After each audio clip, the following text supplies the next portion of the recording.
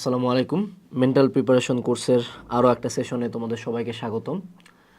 আজকে আমরা কথা বলবো আমাদের সমাজের একটা অনেক বড় ব্যাধি নিয়ে, অনেক বড় একটা প্রবলেম নিয়ে, যেটা রিসেন্ট টাইমে ফ্যান্টাসাইজ করা হচ্ছে, অনেক বেশি পিনিক দেওয়া হচ্ছে এবং রিসেন্ট টাইমসে ঘটনাগুলো বাড়তেছে। গত কয়েক বছরে স্ট্যাটিস্টিক্স দেখলে দেখা যায় যে পরিমাণটা বাড়ছে সময়ের সাথে। আমরা কথা বলতেছি একটা ফরবিডেন কাজ নিয়ে, সেটা হলো সুইসাইড, আত্মহত্যা, আত্মহনন। এবং সুইসাইড বয়স্ক মানুষজন যতটুকু না করে তার চেয়ে অনেক বেশি সংখ্যক কম বয়স্ক, বিশেষ করে স্টুডেন্টরা করে। এবং সবচেয়ে বড় আয়রনি হইল এই স্টুডেন্টরা যে আবার অশিক্ষিত বা খুব খারাপ স্টুডেন্ট এমন না। মেজরিটি অফ দ্য টাইম এমন মানুষজন করে যারা অ্যাকচুয়ালি একটা যথেষ্ট ভালো ইনস্টিটিউশনে পড়তো বা যাদের লাইফে একটা যথেষ্ট ভালো ফিউচার ছিল, বাট তারা সেটা আগেই নষ্ট করে দেয়। তো আজকের আলোচনার বা সেশনটার কয়েকটা পার্ট থাকবে। প্রথম পার্টে এই সুইসাইডটাকে আমরা কয়েকটা অ্যাসপেক্টে দেখার চেষ্টা করব, যাতে আমার এই সুইসাইড নিয়ে আউটলুকটা একটু চেঞ্জ হয়। এবং তার পরবর্তীতে আমরা যেটা করব সেটা হলো যে এটা কি থেকে কিভাবে বের হওয়া যায় এই থটগুলা থেকে, সেটা নিয়ে কথা বলবো। তো প্রথম যে অ্যাসপেক্টটা, যেটা সুইসাইডের আমাদের মনে হয় যে প্রত্যেকের একটা জিনিস মাথায় রাখা উচিত, সেটা হলো রিলিজিয়াস অ্যাসপেক্ট।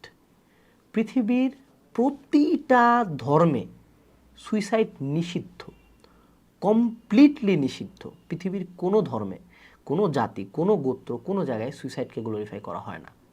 এটা আজীবনই নিষিদ্ধ। আমাদের এই জীবনটা, আমি যে জন্ম নিব, এটা একটা খুবই খুবই কমপ্লেক্স একটা প্রসেস। এবং এই কমপ্লেক্স প্রসেসের মধ্যে আমাকে সৃষ্টিকর্তা একটা জীবন দেয় এবং সে তার আনুগত্য করার জন্য আমাকে সৃষ্টি করে, এবং তারপরে আমার জীবন নেওয়ার ক্ষমতা শুধুমাত্র তার। অর্থাৎ আমাকে যদি কেউ খুন করতে আসে, আমি ডিরেক্ট মাথা পাতে দিব না, আমি প্রতিবাদ করবো, আমি চেষ্টা করবো, মারবো, দৌড়াবো, চিল্লাবো। সর্বশেষে যদি মৃত্যু আমার ভাগ্যে লেখা থাকে, মরবো আমি। So I have to fight for it to the last moment. অর্থাৎ তোমার যদি ক্যান্সার হয় এবং তুমি যদি কখনো চিকিৎসা না করে সেই ক্যান্সার নিয়ে মরো, তার মানে তুমি আবার আত্মহত্যা করতেছো। আল্লাহ বলছে, ধরে নাও তোমার এমন একটা রোগ হয়েছে যেটার কোনো চিকিৎসা নাই, but you have to try to live. এটাই হলো বাস্তবতা। তো মনে রাখবা, তোমার এই জীবনটা তোমার না। এই জীবনটা তোমাকে শুধুমাত্র সৃষ্টিকর্তা দিছে এবং এই জীবনটা নেওয়ার ক্ষমতা একমাত্র তার। তুমি অ্যাথিস্ট হইতে পারো, সেক্ষেত্রে different aspect, but if you believe in God, if you believe in the almighty Allah, তুমি যেদিনে আত্মহত্যা করবা, তোমার পরকালে হি উইল মেক শিওর এটার জন্য তুমি পানিশড হও, এবং তুমি কখনোই জান্নাত বা প্যারাডাইস বা স্বর্গ কোনোটাতেই কোনো দিনই যাবা না। আজীবন এই পেইনটা তোমাকে দিতে থাকবে, এটার শাস্তি মহান আল্লাহ তাআলা তোমাকে দিবে। এটা হলো প্রথম কথা।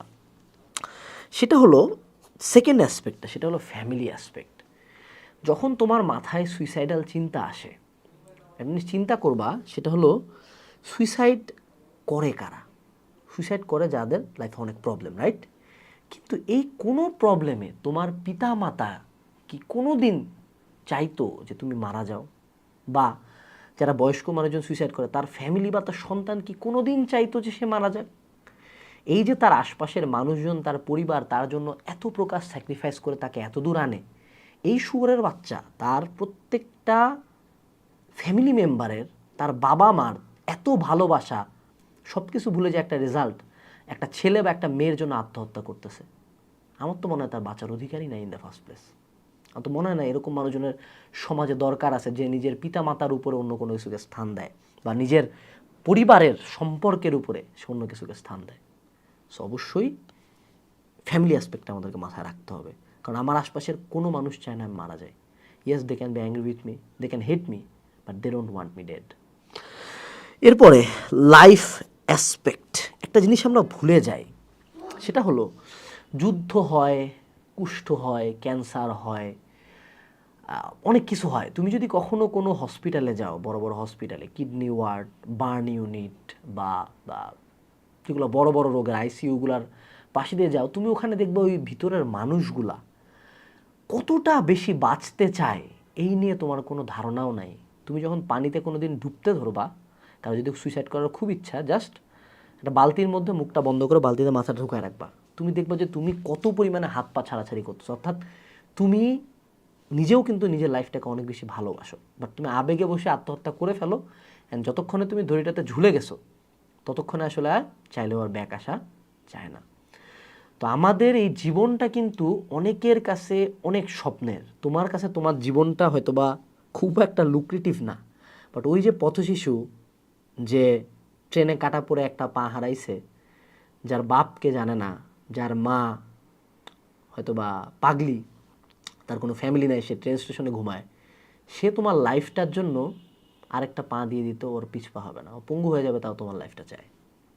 তো এইটাই হলো লাইফের অ্যাসপেক্ট, যে লাইফটাকে আমরা যতটা তুচ্ছ ভাবি, unless you get a near death experience, তুমি বুঝবা না তুমি তোমার লাইফটাকে কতটা বেশি ভালোবাসো। এবং প্রত্যেকটা মানুষ ভালোবাসে। ওই মরার আগে মানুষজনের একটা কথাই অলওয়েজ খেয়াল হয় যে এই পৃথিবীটা কত সুন্দর, এবং পৃথিবী কেউ ছাড়া যেতে চায় না, বিশ্বাস করো। মানে যার বয়স 99 বছর বয়স হয়েছে, হ্যাঁ, সেও পৃথিবীটা ছাড়া যেতে চায় না, সেও চায় পৃথিবীতে থাকি। ঠিক আছে, এবার হলো সোশ্যাল অ্যাসপেক্ট। তুমি আত্মহত্যা করলা, তোমার প্যারা তখন থেকে কাইন্ড অফ তুমি ধরে নিলা শেষ।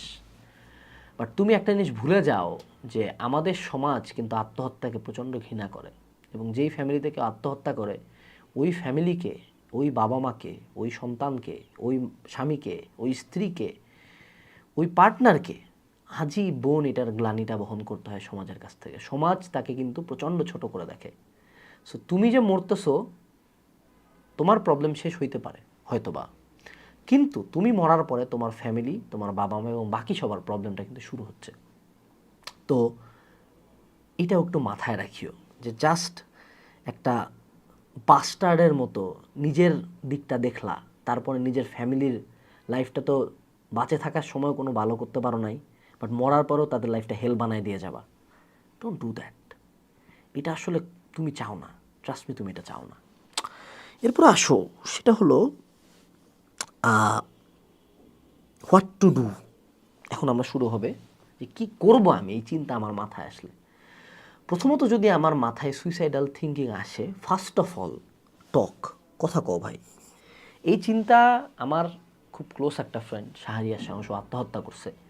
তো ও স্টোরিটা হইলো, ও আত্মহত্যার প্রায় 1 মাস আগে থেকেই আমাদের কারোর সাথে কানেক্টেড ছিল না, ফ্যামিলির মানুষজনের সাথেও কানেক্টেড ছিল না। ও একটা রুমের মধ্যে দরজা আটকায় দিয়ে নিজেকে রাখতো, এবং তারপর অ্যাট সাম পয়েন্ট ওই রুমে এসে আত্মহত্যাটা করছে। তো এটাই হলো আর কি মানে বাস্তবতা, যে তুমি যদি তোমার প্রবলেমটা কখনো শেয়ার না করো, প্রবলেমটা জাস্ট বাড়বে। সুইসাইডাল থট হলো একটা ভাইরাস, এবং এর সবচেয়ে বড় পাওয়ারফুল ওয়েপন হলো আইসোলেশন বা শেয়ার না করা। যখনই এরকম চিন্তা মাথায় আসবে, বাপ মা ভাই বোন যতজন কাকে চিনো সবাইকে জানাও যে আমার এই চিন্তাটা মাথায় আসতেছে, যাতে তারা তোমাকে সময় মতো হেল্প করতে পারে বা তোমাকে নজরে রাখে। তুমি যদি এটা লুকায় রাখো, মনে রাখবে এটা হলো চুলকানি, এটা যদি কোনো ক্রিম না দেয় এটি বাড়বে, এটা দেখাইতে হবে যে আমার এটা হয়েছে, ক্রিম লাগবে আমার, তাহলেই ঠিক হবে। দেন শেয়ার। সুইসাইড মানুষজন করে, এটার আরও একটা বড় রিজন হলো তারা নিজেদের ভিতরের পেইনটা শেয়ার করতে পারে না। অ্যাজ এ হিউম্যান বিং আমাদের একটা খুব সুন্দর ডিজাইন আছে।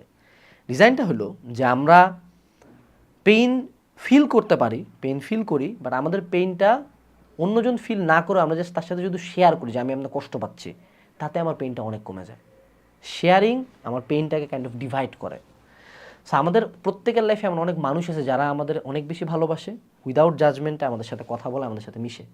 তাদের সাথে আমি আমার প্রবলেমগুলো শেয়ার করতে পারি, not to online random strangers, not to people who don't care about me, not to people who জাজ মি, যাদের সাথে অ্যাকচুয়ালি শেয়ার করলে হিতে বিপরীত হবে। বাট আমি এমন কারোর সাথে শেয়ার করতে পারি যে অ্যাকচুয়ালি কেয়ার করবে। তুমি দেখবে শেয়ার করলে পেনটা অনেক কমে আসছে। এরপরে আসো, সেটা হলো ভিজিট আ সাইকিয়াট্রিস্ট। এত কিছু করার পরে যদি তোমার মাথার মধ্যে এই চিন্তাটা থাকে, অবশ্যই একজন স্পেশালাইজড মানুষের কাছে যাবা, তার কাছে সেশন নিবা। মনে রাখবা ওই সেশনে তোমার হয়তো বা 3-1500-4500 টাকা যাবে, 4-1500-6000 টাকা যাবে, বাট অবশ্যই তোমার যে টাকাটা যাবে এটা তোমার জীবনের চেয়ে অনেক দামি। সরি, উল্টা বললাম। অবশ্যই যে টাকাটা যাবে সেটা নিঃসন্দেহে তোমার জীবনের চেয়ে অনেক কম দামি, অনেক কম দামি। তোমার জীবন তার চেয়ে 1000 গুণে বেশি দামি। সো ভিজিট আ সাইকিয়াট্রিস্ট, তার সাথে সব শেয়ার করো, সত্য সত্য ঘটনা, সে তোমাকে সলিউশন দিয়ে হেল্প করার চেষ্টা করবে। এরপর আমি একটা কথা বলি, ড্রাগস। সমাজ তো ড্রাগসকে অনেক খারাপ বলে, কিন্তু আমি এমন অনেক মানুষজনকে চিনি যারা হয়তো বা ড্রাগস নিয়ে ভালো আছে। আমি তোমাকে বলতেছি না নেশা পানি করো, বাট মনে রাখবা এই সুইসাইডের থটটা কতটা মানে নিচু প্রকৃতির, আমার চোখে যেই ছেলেটা মদ গাঁজা বিড়ি ইয়াবা এসব খায় বাঁচে আছে, সে আমার চোখে বেটার তার চেয়ে যে একটা প্রবলেম ফাইট না করতে পারে আত্মহত্যা করছে। সো এমন না যে তোমাকে আমি ড্রাগস নিতে বলতেছি, but it can be a great escape, at least initial escape. কারণ ড্রাগ অ্যাডিকশন থেকে তুমি পরে বের হইতে পারবা। যদি একবার মইরে যাও, আমি যদি বিড়ি খায় বাঁচতে পারি, আই হ্যাভ নো ইস্যুস, আমি বাঁচতে পারি, আমি বাঁচতে চাই। এরপরে আসো, সেটা হলো ডোন্ট বি অ্যালোন। আত্মহত্যা কখন মানুষ করে? একা, লুকায়, আলাদা একটা রুমে, তাই না? তো তুমি যদি একা থাকো, শয়তান তোমাকে আরও বেশি প্রলুব্ধ করবে, আরে রশিটা আছে, ঝুলা ঝুলা। ট্রাই করবা অলওয়েজ মানুষজন দিয়ে সারাউন্ডেড থাকার, এবং বাপ মাকে জানায় রাখবা, আশপাশের মানুষকে জানায় রাখবা যে তোমরা আসে যাতে চেক করো, কারণ তোমার উপর তোমার কন্ট্রোল নাও থাকতে পারে, বাট তোমার আশপাশের মানুষজন আছে। So try not to be alone, plus try to be busy. যত বেশি নিজেকে ব্যস্ত রাখতে পারবা, তত এই চিন্তাগুলা মাথায় কম আসবে। এরপরে গেট টু দ্য রুট, এইটা হলো একটা আমার লাইফ চেঞ্জিং একটা রিয়েলাইজেশন। মেজরিটি নেশাখোরকে যদি জিজ্ঞেস করা হয় তুমি নেশা কেন করো, ওর প্রথম অ্যান্সার হবে ভাল লাগে তাই, আমি অ্যাডিক্টেড তাই। বাট তারপরে যদি জিজ্ঞেস করো আচ্ছা তুমি আসলেই নেশা কেন করো, ও তখন তোমাকে একটা স্টোরি বলবে যে আমার এই ছিল, আমার লোনলি লাগে, আমার কাজের স্ট্রেস আছে, that's why I do drugs. এটা থেকে একটা স্কেপ পাই। অর্থাৎ ওর অ্যাডিকশনের প্রথম রিজন হলো অ্যাডিক্টেড, সেকেন্ড রিজন হলো ও লোনলি এবং ও সাফারিং আছে। প্রত্যেকের এরকম কিছু স্টোরি থাকে। সো তুমি সুইসাইডাল, এইটার মানে এই না যে তোমার সুইসাইডের রিজন জাস্ট সুইসাইডাল তাই, এটার পিছনে একটা বড় রিজন আছে, যেটা হয়তো বা তুমি কখনো ফাইট করতেছো না, হইতে পারে ব্রেকআপ, হইতে পারে ফ্যামিলি প্রবলেম, হইতে পারে রেজাল্ট খারাপ হয়েছে। So get to the root cause এবং ওইটা ফাইট করার চেষ্টা করো, যে ওইটার অ্যাগেনস্টে ব্রেনকে কীভাবে বোঝানো যায়। মনে রাখো তুমি তোমার লাইফে কোনো কিছু কন্টেইন করতে পারো না, কোনো কিছু কন্ট্রোল করতে পারো না, you can only control your mind.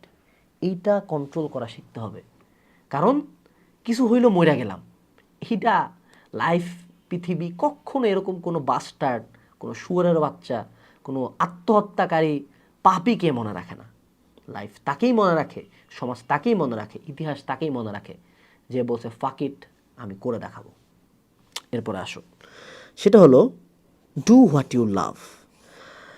আমরা যত বড় হই, যত মানে বয়স বাড়ে, আমরা বুঝতে পারি যে ছোটোবেলায় যেসব ব্যাপার নিয়ে আমি প্যারা খাইতাম সেটা আসলে অত বেশি ইম্পর্টেন্ট ছিল না। আনাস ভাইয়া যতই রেজাল্ট নিয়ে বলুক, অ্যাট সাম পয়েন্ট তুমি বুঝবা যে রেজাল্ট, পড়াশোনা লাইফের আলটিমেট কিছু না।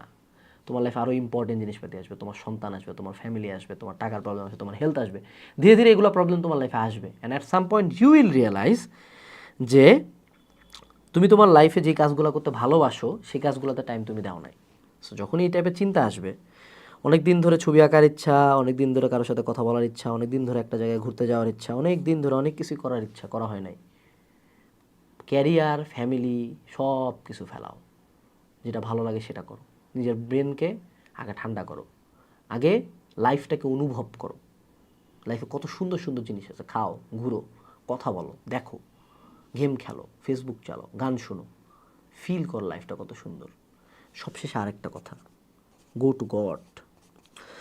তোমার যখন ব্রেন, মন, শরীর কোনো জায়গায় কোনো হেল্প পাইলো না, তখন সিজদায় পড়ো।